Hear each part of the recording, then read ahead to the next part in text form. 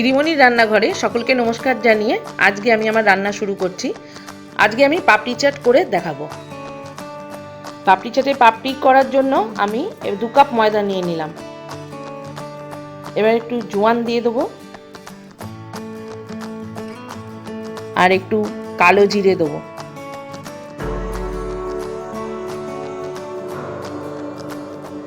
অল্প একটু নুন দিয়ে দেবো আর তেলটাও সামান্য পরিমাণে ময়ান দেবো, বেশি নয়, তাহলে বেশি তেল দিলে খাস্তা হয়ে যাবে।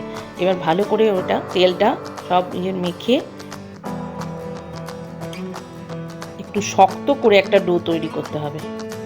আমরা যেমন লুচি পরোটা করার জন্য ময়দা মাখি সেরকম নরম হবে না, একটু শক্ত হবে। অল্প অল্প জল দিয়ে মাখতে হবে।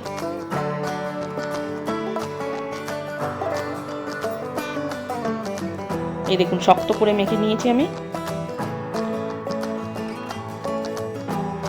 একটু জল জল থাকলে একটু হাতেতে ময়দা আমি নিয়ে নিলাম ওই জন্য, শুকনো করার জন্য।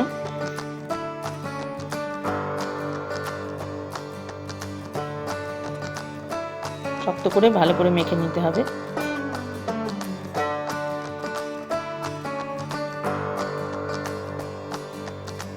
একটু তেল হাত করে নেব আমি।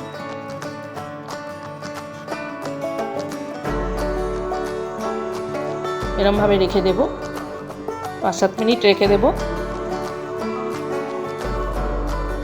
এবার আমি 5-7 মিনিট পর আবার ওটাকে ভালো করে করে নিয়ে এবার লেচি কাটবো। লেচিগুলো একটু বড় বড় করে কাটতে হবে।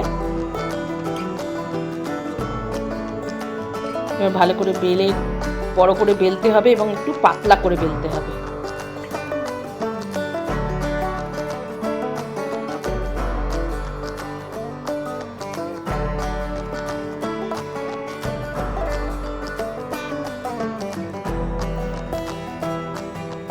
এই পাপড়িগুলো বানিয়ে আপনারা একটা এয়ারটাইট বক্সে 1 মাস মতো রেখে দিতে পারবেন। হঠাৎ করে দরকার পড়লে তখন ওখান থেকেই নিয়ে তৈরি করতে পারবেন। রোজ রোজ পাপড়িটা বানাতে হবে না।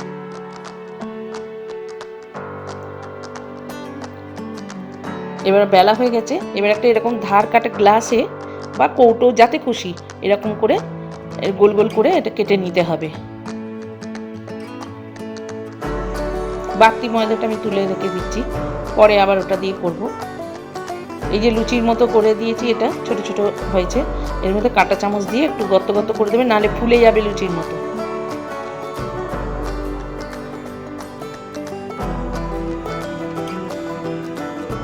আমার এটা বানানো হয়ে গেল।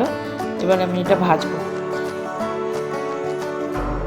কড়া বসিয়ে দিয়েছি গ্যাসে। আমি সাদা তেল দিয়ে ভাজবো।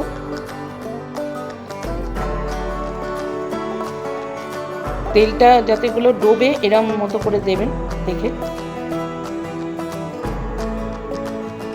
তেলটা গরম হয়ে গেছে। পাপড়িগুলো কিন্তু গরম, এই গ্যাসের ফ্লেমটা ফুল থাকবে এরম অবস্থায় দেবেন, তারপরে কমিয়ে দিতে হবে।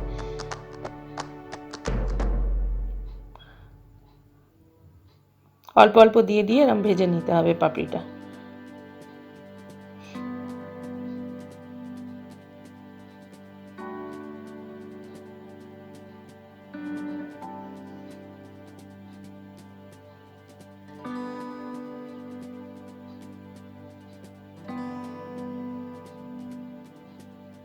একটু ওলট পালট করে একটু হালকা লালচে লালচে হবে, তারপরে তুলে নিতে হবে। আমার হয়ে গেছে এগুলো। এই দেখুন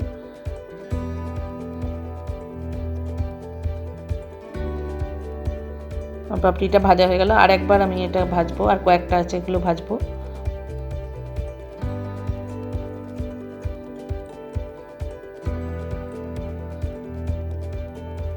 এইভাবে আমি সব পাপড়িগুলোই ভেজে নেব। এইভাবে হয়ে গেছে আমার সব পাপড়িগুলো ভাজা। দেখতে পাচ্ছেন কত সুন্দর দেখতে হয়েছে, কালারটা খুব সুন্দর এসছে। এবার আমি পাপড়িটা সাজাবো, পাপড়ি চাটটা এবার সাজাবো প্লেটটা। তার জন্য আমার আলু সেদ্ধ ছোট ছোট করে কাটা, আর এখানে ছোলা, কাবলি ছোলা আর মটর নুন দিয়ে একটু সেদ্ধ করে রেখেছি। আর দিয়েছি এখানে ধনেপাতার চাটনি, তেঁতুলের চাটনি, টক দই, পেঁয়াজ কুচো, ধনেপাতা কুচো আর লঙ্কা কুচো, কাঁচা লঙ্কা কুচো। আর দিয়েছি ওটা হচ্ছে ধনে গুঁড়ো, ধনে জিরে আর লঙ্কা ভেজে গুঁড়োনো, আর এটা বিট নুন আর একটু চাট মশলা আর ঝুরি ভাজা। সাজানোর জন্য এইগুলো লাগবে। এবার আমি সাজাচ্ছি, দেখুন।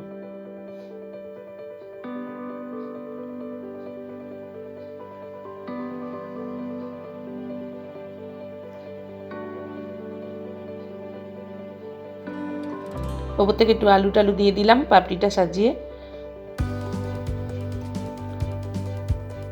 আপনারা বেশি পরিমাণেও দিতে পারেন, যেরকম বুঝবেন দেবেন। সাজানোটা নিজের ওপর নির্ভর করছে, কতটা পরিমাণে দেবেন, কীরকম কী করবেন সেটা আপনাদের ওপর নির্ভর করছে। এবার টক দইটা ফেটিয়ে, টক দইটা নুন আর একটু অল্প চিনি দিয়ে ফেটিয়ে রেখেছি আমি, এর টেস্টটা ভালো আসবে। তেঁতুলের চাটনিটাও করেছি। তেঁতুল সারা রাত্রি ভিজিয়ে রাখবেন, দিয়ে পরের দিন চটকে নিয়ে ভালো করে কাঁচটা বার করে নিয়ে তেল আর একটা শুকনো লঙ্কা দিয়ে তেঁতুলটা কাঁচটা দিয়ে গুড় দিয়ে ফুটিয়ে নেবেন, তাহলেই তেঁতুলের চাটনি হয়ে যাবে। এবার প্রথমে আমি দেখুন পেঁয়াজ কুচো, ধনেপাতা কুচো, কাঁচা লঙ্কা কুচো সব দিয়ে দিলাম। ধনেপাতার চাটনিটা ধনেপাতা, রসুন, একটু আদা আর কাঁচা লঙ্কা দিয়ে ব্লেন্ড করে নিয়েছি আমি, আর কিচ্ছু করিনি। আর অল্প একটু নুন দিয়েছি ওতে। এইভাবে চাটনিটা বানাবেন। একটু বিট নুন দিয়ে দিলাম। ভাজা মশলাটা দিয়ে দিলাম।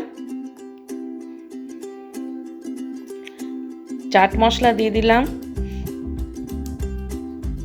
আবার একটু পেঁয়াজ দিয়ে দিচ্ছি, দই দিয়ে দিচ্ছি।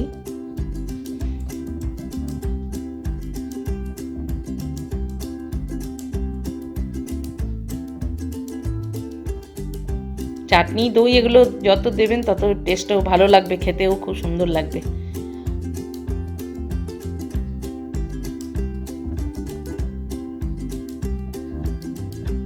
আবার একটু ধনেপাতা দিয়ে দিলাম।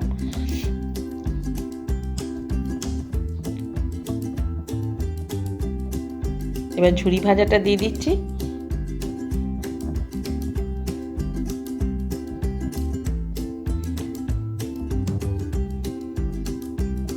আর উপর থেকে একটু পাপড়ি ভেঙে ওর উপরে দিয়ে দিচ্ছি।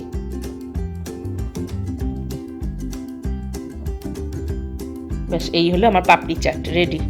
আপনারা বানাবেন, খাবেন, কোনো গেস্ট এলে দেবেন, খুব ভালো লাগবে। নমস্কার।